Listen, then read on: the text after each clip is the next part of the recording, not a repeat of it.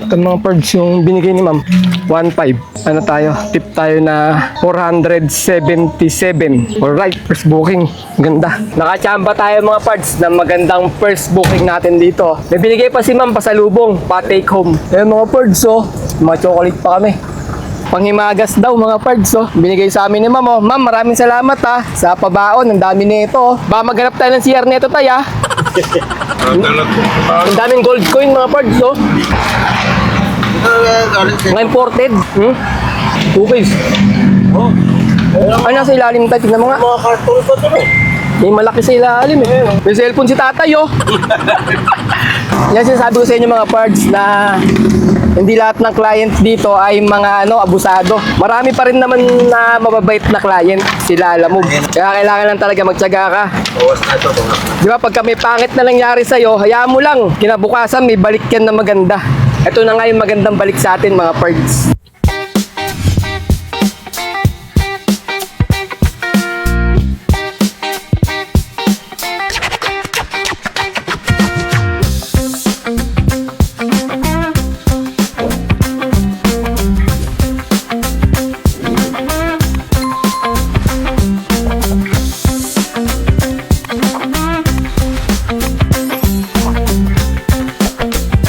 Good day mga pards! Today is another booking day na naman tayo. February 6 ngayon, Friday, 2026. May first booking na kami mga pards from Gulod going to Antipolo sa halagang 1,023. Ang layo ng pickup location ay 1.7 km. 1,000 kg to, priority booking. Papunta na kami sa may pickup location. Pickup time mga pards, first booking natin. Ito, mga gamit. Ito mga gamit. Ito lang ma'am, naka-ready na to? Ito. Yung lamesa na yun, hindi na yun, ma'am. Ito lang. Ito lang nakatumpok na to. May press, ma'am, saan mo, ma'am? Walang nilagay sa booking po na eh. May buwat. Dadagdag na lang kayo, ma'am. Oo, dadagdag na lang. Sige po. Ganyan sa loob, kaya anak ko na lang. Sige po. Babasagin niyo, kuya. Tabi mo to tayo, may mga babasagin daw dito. Lumayan, mga mabasag daw to. Ayun na mga parts, nakakot na namin yung mga gamit ni ma'am. Okay, picturean natin mga parts. Putulin ko muna yung video mga pards kasi meron na tayong official Pards Cleto TV sticker. Sa mga kalala mo vlogger ko dyan, moto vlogger, travel vlogger, ganyan, pwede kayong magpagawa ng solid sticker na kagaya nito. Hanapin nyo lang sa Facebook ang Second Floor Studio mga pards. Andyan na yung Facebook nila. Mag-direct message lang kayo kila sir para sa mabilis na transaction. Paki-follow na rin mga pards. Pagkatapos, meron din silang Shopee mga pards. Nandyan na sa may description sa baba yung link nila para maka-direct kayo sa may Shopee nila. At pwede kayong umorder ng kagayang ganitong sticker. Kaya balik ulit tayo sa video mga pards. Okay mga pards, na-pick up na namin yung first booking namin. Papunta na kami ng drop-off location. Ang layo ng drop-off location ay 24 km. Alright, let's go! Okay mga pards, yung first booking namin sakto. Matagal namin walang exercise ni tatay. Kaya napa-exercise tayo. Time check tayo, 10:12 AM. Nandito kami sa harapan ng SM Novaliches. Drop off natin mga pards sa may Antipolo. Paglagpas ng Sumulong Highway, bago dumating ng Kogyo 1 na tayo sa may palengke. Doon yung deliver natin ng first booking. Ano to yung mga lipat gamit, yung dala-dala natin items. Friday ngayon mga pards. Maganda yung booking nila, alam mo, marami. Bali nandito tayo mga pards sa may tapat ng STI, Carino Highway. Malapit sa SM Nova. Ang dadaanan namin, Mindanao Avenue kami, tapos Congressional, sabay Katipunan. Pagdating ng Katipunan, paglagpas ng Ateneo, yung bababa tayo ng Marcos Highway, yan sa may Marilake Highway. Ayun na, dire-diretso na yun. Bago dumating ng Kogyo, doon na yung deliver namin, kakaliwa lang kami doon. Malapit-lapit lang tong first booking natin. Tignan natin mga parts kung magkano kikitain namin ngayon kasi Friday medyo maganda-ganda. Pero depende pa rin sa booking na ibabato sa atin tsaka makukuha natin yung kita natin. May nakasabay kami kagabi. Nabutan natin ng sticker. Mga bandang 8:39 Pauwi na kami dyan sa may Commonwealth. Tinawag ako. Sumigaw. Boss Pards, penging sticker. Alam nyo na yung key pag-hingi kayo ng sticker. Tapos binigyan ko. Tinanong ko, nakailang biyahe ka? Sabi niya, nakawalo kami ngayon Pards. Sabi ko, dami Sabi ko, nakalima lang kami. Tumagapong biyahe namin. Noong oras ka nagsimula? Sabi niya, 5 AM. 5 AM, sabi ko. Hanggang ngayon? Oo, pauwi na rin kami. Sabi ko, pares pala tayo. Sabi ko, ilang oras kayo inabot? Bali, inabot siya ng mga 14 hours siguro. Kasi pag 5 to 5, 12 hours na eh. Eh alas 8 na yun, nung nakita kami mga 8:30, mag alas 9. Yung nga sa 14 hours yung biyahe niya. Pero naka 8 booking naman siya. Sulit na rin. Kasi kami, nakalima eh. Simula kami ng alas 9 ng umaga hanggang alas 8, di ba? Sinabi ko sa inyo, alas 8 namin yung huling booking namin, yung panlima. Yung kahapon na biyahe namin. Oh, may mga double booking daw siya, sabi niya. Yung iba, malapitan daw, double booking. Sabi ko, swerte ka na pag double booking ka ako. Hinihingan ako ng ng top up eh. Kada mag-double booking ako eh. Gusto siguro na top up ko 1,000. Eh, wala naman tayo pang top up na 1,000. Laging 100 lang yung pang top up ko eh. Hindi kasi diskarte ko mga parts. Kaya yung tinatop up ko, nasa 100 lang lagi. Dahil pagka may booking na maganda na wallet, kinukuha ko. At least pag nakuha mo yung wallet na natapos mo, ayun na yung magiging top up mo. Ayun na yung gagamitin mo sa maghapon.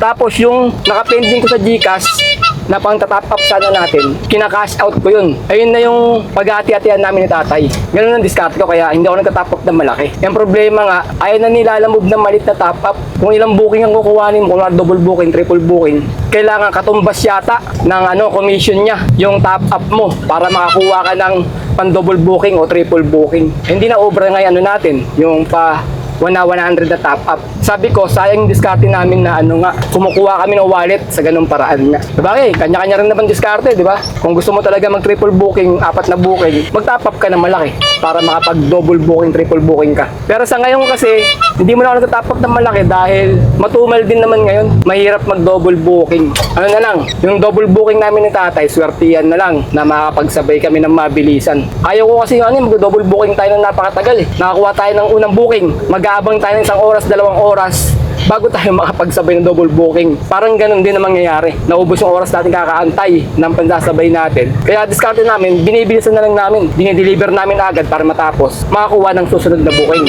Hiningal ako para ako umakyat ng ng Dinggalan bundok ng Dinggalan. Si tatay hindi man lang hiningal eh. Basic eh, pabubuhat eh. Mini basic, pero hindi ko sinasama sa bundok. Ay yung di ba nakatatlong bundok na inakyat namin. Hindi ko sinama si tatay kasi mapapagod eh. Iba kasi yung buhat tayo sa akyat ng bundok eh. Paras lang yon. Kahit 3 bundok akyatin, kaya? Maakas ng tatay ko eh, no? Ako nga, nanakit yung katawan ko eh. Di ba mga parts, panoorin nyo namin Atok Benguet. Sama ko si tatay. Kasi gusto namin puntahan Mount Olis. Fully booked na eh. Dahil dinadayo talaga yun. Kaya doon kami mag-i-stay, magka-camping sa katabi niyang campsite sa may Winterfields campsite dyan sa may Atok Benguet. Sama si tatay. Balak ko kasi, pagdating ko ng Winterfields, madaling araw, mga alas 5, pupunta kami ng Mount Olis. Aakyat kami doon parang. Tapos kasama si tatay. Matitesting natin kung talagang malakas yung resistensya niya sa pag-akyat doon. Hindi naman major height yun kasi may kalsada naman yun eh. Papunta rin. Yung Mount Olis kasi, napakaganda ng view talaga nun. Kaya dinarayo talaga ng mga mga mahilig mag-camping. 11:09 AM mga pards. Nandito na kami sa may Marilaki Highway o Marcos Highway. Bale, 8 kilometer na lang yung drop-off location namin. Update ko kayo pagka nasa may drop-off location na kami. Ano tayo mga birds? Sa may Kogyo, Pagray Hills Subdivision. 1 kilometro na lang yung drop-off natin dito. Ngayon ako nakapasok dito eh. Tayo ko nadadaanan to eh. Paahon pala, paahon. Primera lang, primera. Hindi tayo magsigunda. Matarik eh. Hanggang makaahon tayo sa tuktok. Bababitin tayo. Ha? Mapa. Abay, hindi ko alam. Ngayon ako nakapasok dito eh. Mapa. Yun, iba na to. Yung kanan. Hindi tayo sa kaliwa eh. Tarik yun eh. Yun, patag na rito. Yun, meron pang patarik. Matarik pala dito. Sa ibabaw na ng bundok. Pero maraming bahay oh. Yun, ito na yung pinakatok-tok. Wala na siguro tataas dito. Ito na pinakamataas. Katapos ng paahon, pababa naman. Ito, makakapapa ka ba yan? Yan muna. Hindi tayo makakapapa. Tama to ma'am, no? Dito ang daan. Kaya? Kaya, yung mga coaching oh. Nandun oh. Pababa naman ngayon mga pards. Yung mga bundok dun oh. Yun oh, minamining. Ayun oh. Ayun oh, inuhukay. Ano ko nakikita sa camera ko? Kalbo na. Wala nga preno eh. Engine brake ka lang. Engine brake. Matarik siya. Sigurado preno mo dito. Turuin mo yung mga. Suruin mo yan. Delikado ka dyan. Yan, engine brake lang. Suporta lang ng konting preno. Iinit niya po kayo. Ayun, patag na. So, ayan o. Sige po yan. Sakit o. Sakit mo lang yan. Kaya ba yan? Eh nga, bumaba eh. Kaya yan. Eh nga, nakababa eh. Saan nang galing yun? Siyempre dito rin dadaan. Doon yung dadaan yun. Dito lang. Mukha lang matarik. Pero pag nasanay ka na sa ganito, wala na yan. Pag araw-araw ka na dumadaan. Ikaw naninibago ka lang kasi ngayon ka lang dumaan. Eh sila araw-araw na dumadaan. Tapad ha. Sa una matatakot ka pag sanay ka na nga. Bali wala na nga. Yun. Ito na. Saan ma'am? Dito po. Dito nakamap eh. Saktong alas 12 mga pards. Nandito na tayo sa may Antipolo to banda eh. Yung Pagray Hills. Baba lang natin to. Baba mo na to. Saan ma'am? Dito lang naman po kuya. Yung customer dyan, yung ba dito na lang po kami na lang papasok. Kaya na lang po. Ay, bagong semento. Pero yung dalawang pasok. Ah, kasi mabigat. Ah, sige po. Yun. Dahan-dahan na, baka malaglag ka dun ah. Bagong semento kasi oh. Dahan. Teka lang. Ako nam... At ayun tayo dahan-dahan, baka bumagsak. Ayan, sige. Up. Dito na lang po. Dito lang po. Ito, patang natin ito. Eh, baka mabasag yan tayo. Huwag yan. Huwag. Salamin yan. Baba lang. Sabay yung buhugas. Mahinaw.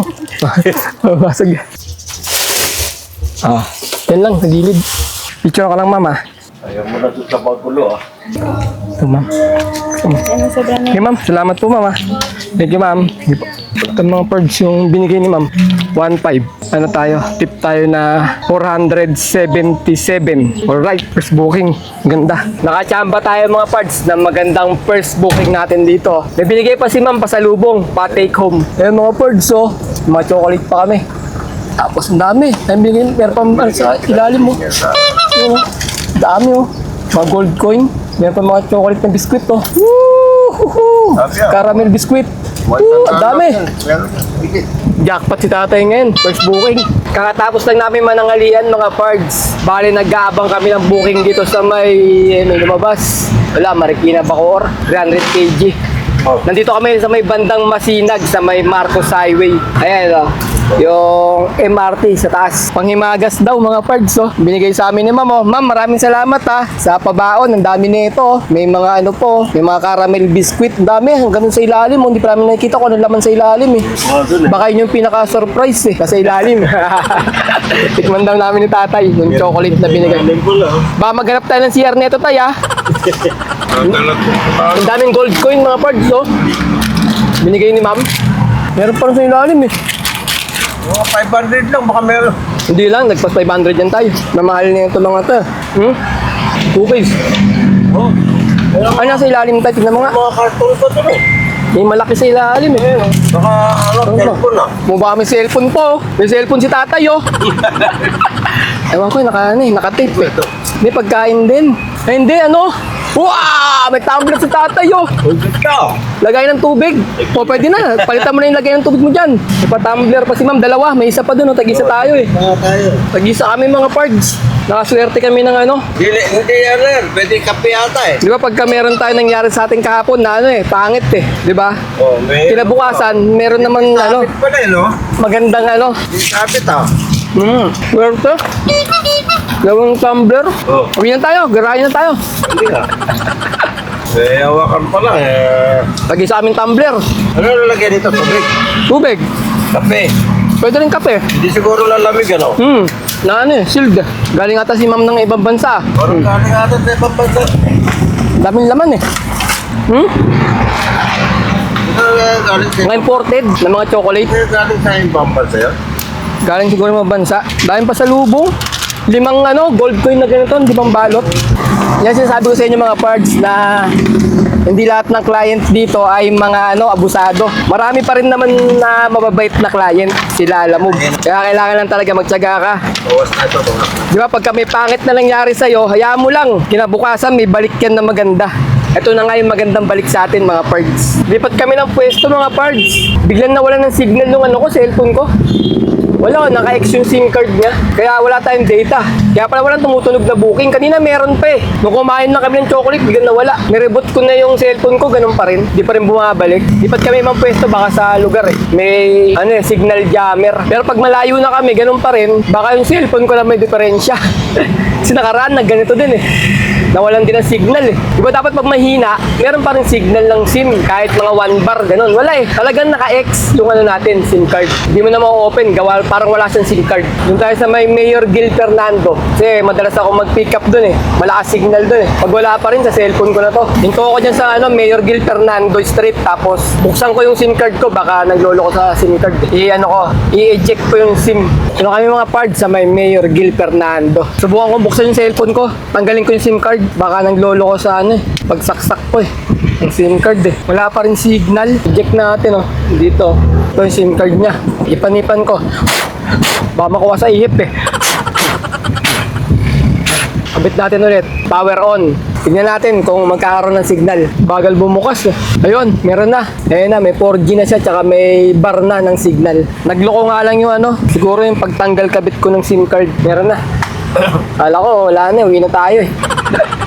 Nakakuha kami ng book mga parts. Marikina going to Banawe, QC. Dalawang number lang nilagay niya. Yung nag-book tsaka yung drop-off location. Tinawagan ko yung number na nilagay sa booker. Siya yung pinaka-booker na eh. Siya yung nilagay dito na number. Wala raw siyang alam. Hindi niya raw alam. Siguro mali yung nilagay niyang number. Baka di ko alam kung ano lang to. Pick booking to. I-chat ko muna kasi sa chat box ayun yung mismong nag-book, mababasa niya to. Kaya yan ko muna, PM ko muna yung Bali mga pards, 600 meters lang yung layo ng pick-up location natin. Baka mali lang yung binigay na number. Wala kasing number yung pick-up location eh. Dalawang number lang nilagay, booker tsaka drop-off location. Subukan namin puntahan, may nakalagay naman Ma'am Marie yung pick-up namin. Wala, hindi sumasagot yung sa chat box eh. Ma'am, pwede pa magtanong ma'am, lalamove. Meron po dito Ma'am Marie po.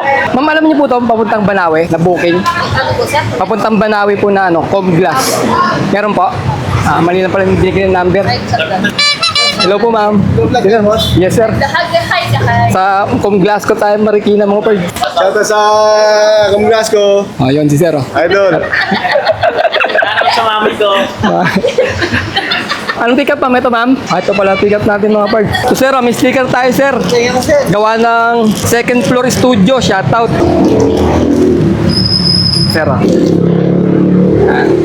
second floor studio gumawa niyan sir. Sa Shopee meron, pwede pagawa sa Shopee. Sir, sticker. Gawang second floor studio sir. Thank you. Sa Shopee meron. Hanapin nyo na sa Shopee, pagawa ng sticker. Thank you ma'am. Yung mga parts, pick up natin. Dalawang salamin. Yan lang yan nilagay sa may upuan. Binabalang natin yung upuan natin, tapos sinandal. Talagyan ng tali. Ito na mga parts, yung pick up natin. Dalawang salamin. Picturean natin. Yan. Okay. Okay, na-pick up na namin yung second booking. Papunta na kami ng drop-off location. Ang layo ng drop-off location ay 15 km. Alright, let's go! Sabayan sana namin mga parts. Kaso medyo matumal dito sa may Marikina ngayon. Kaya pag kami lumabas na lang dyan sa apps natin ngayon, isasabay natin. Yung papunta rin doon. Siguro Manila, ganon. Kasi bandang Quezon na Banawe na to eh. Malapit yun doon yung drop-off location namin eh. 2:18 ng hapon mga parts. Nasa may na kami, bandang Cubao na to. Magnenepa Q-Mart. Bale, makulimlim yung langit ngayon. May bagyo kasi sa Mindanao tsaka sa Visayas eh. Parang naaabot sa atin yung mga kaulapan kaya makulimlim. Dito tayo, dumaan tayo ng EDSA. Tapos kakaliwa tayo ng Quezon Avenue. Tapos dire-diretso na tayo hanggang Banawe. Doon ang deliver na ito mga parts yung salamin. Wala na kami nakuha pang sabay na madadaanan namin o lagpas sa may Banawe. Malapit na tayo, diretso na namin to. Malapit na tayo mga parts eh. 1.8 kilometer na lang. Dito kami ngayon sa may Quezon Avenue. Kakalagpas lang namin ng Roosevelt Avenue. Laging traffic dito. Itong pailalim ng crossing ng G. Araneta. Ganun talaga. Araw-araw naman traffic dito. Tsagaan lang. Sino tayo mga parts sa may drop-off location natin? Kakanan lang tayo dyan sa may Banawe Street. Nasa Quezon Ave tayo, nag-U-turn tayo. Galing tayo dun sa may kabila eh. Right turn tayo dito sa may Banawe Street. Kung yung bilihan ng pyesa ng mga motor sa may 10th Avenue. Dito naman sa may Banawe, mga 4 wheels. Mga pyesa, mga parts pagka gusto nyo bumili. Dito yun. Comglass ko, ayun nasa kaliwa. Comglass ko. Aguila Glass, Banawe. Ayan, sa kaliwa natin tayo. Ano tayo mga pards sa may drop-off location, second booking, saktong alas 3. Ayan, mga pards, napunta na. Sa meron tayo ngayon, mga pards. Kung Glasco, Aguila Glass. Ano ha? Pards Keto TV sa Banawe branch. Time check, 3:26 PM. May nakuha na kami pang third booking from Masambong going to Gulod sa halagang 532. Ang layo ng pickup location ay 2.6 km. 1,000 kg to. Papunta na kami sa may pickup location. Dito yung pickup natin mga birds sa may ilalim ng Skyway. Masambong, napin natin. Dito na ng banda yun. So mga birds, pickup natin. Mga box ng chocolate. Ayun mga birds, kinakarga na nila sir yung mga box ng chocolate. Ayun mga birds, nagkasya. Saktong-sakto lang. Mga galing magkamado sila sir. Okay, na-pick up na namin yung pangatlong booking namin. Papunta na kami ng drop-off location. Ang layo ng drop-off location ay 12 km. Alright, let's go! Itong pangatlong booking namin mga parts, so kinuha namin, papauwi na sa amin, papunta ng Novaliches. Kasi tinatamad na kami ni tatay bumiyahe. Hindi pala. Dahil may tumawag sa amin mga parts na regular client namin na nagpapaservice bukas ng umaga. Maaga alas 5 ng madaling araw Kaya kinuha namin na booking ni tatay, papauwi na sa amin, malapit na sa amin. Kasi bukas, mga parts, aagahan namin lumabas si tatay para sa may regular client namin. Tumawag kanina nung naghanap ako ng pangatlong booking. Dapat kukuha pa kami ng pa ibang lugar pa sana Kasi tumawag, maaga daw, bukas. Kaya, ayun na lang. Ito na yung last booking namin, uwi na kami ni tatay. Buti sakto, nakakuha kami ng malapit sa amin. Sa tingin ko, okay na rin kinita namin Kasi nakakuha naman kami kanina ng 470 na tip. Parang isang booking na rin yun Mamaya, pagka na-deliver na namin to, magkwentahan tayo ng kinita namin para malaman natin kung nakamagkano kami ngayon sa tatlong booking lang na biyahe namin. Nandito lang kami sa may Quirino Highway, Novaliches, tapat ng STI. Ito yung booking ngayon alas 6. Marami palang booking dito sa amin paghapon Oh. Diba? Kaso ang problema lang dito kasi matraffic mga pards. Kaya ang hirap malapitan lang dito sa may Novaliches, Quirino Highway. Pag dito ka bumagtas. Ayan ang susugin mo yung mga traffic na yan. Pero paghapon daw, sabi nga nila marami daw booking daw dito paghapon sa bandang Quirino Highway, Novaliches. Saktong alas 6 mga pards. Drop off location tayo ng third booking. Parang dalawa ko kayo, no? Nakilagyan doon. Meron isa dun sir, di ko alam kung magkasama May nauna sa akin. Di ko lang alam, may tatak kasi siya rito sa gated na Nag-vlog ka. Ayan mga pards, binababa na. Okay, picturean natin mga pards. Okay mga pards, income reveal tayo. Bali nakatatlong booking kami sa maghapon at ang kinita namin ay 1,658. Pagkatapos nakakuha kami ng 500 na tip. Pag inad natin dito, sabihin natin naka 2,100 kami. Pagkatapos bawasan natin ng 500 na diesel at 200 na pangkain. Bali 700 yon. 2,100 minus 700 equals 1,400. Ayun mga pards, naka 1,400 kami na malinis sa tatlong booking. Labas na rin yung pangkain, pan-diesel, saka yung commission ni Lalamove.